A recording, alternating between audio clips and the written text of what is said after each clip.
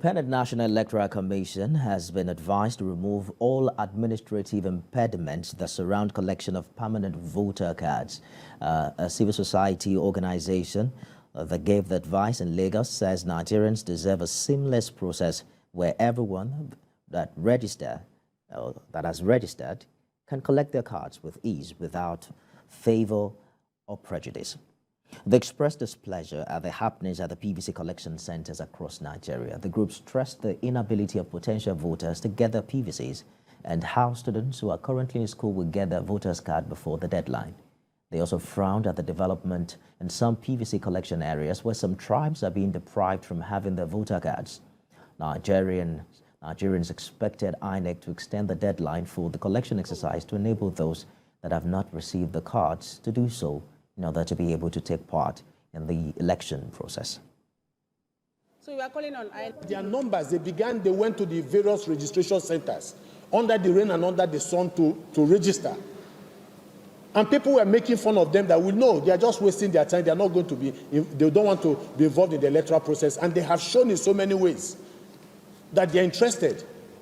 And then for us to sit back and say it's okay for them not to be involved in that process in their own country, I think it's inhuman, really, if you ask me. The truth of the matter is that how does the collection of PVC in the general scheme of things affect the general elections in question? We get our PVCs. What else are you supposed to do with the PVCs we have collected? INEC is not going to do anything with the collected PVCs again. It now belongs to the individual. So we are not saying distribute the PVCs till the night, the eve of the election, but at least second week in February. So we are calling on INEC, just as we have said in the press conference, to deploy more staff in those areas to ensure that those bottlenecks are removed. Because 3.5 million is a lot of number. And I'm sure that those numbers, when INEC put things in place, our citizens will be able to collect their PVCs. Sometimes people are calling me as late as 9 p.m.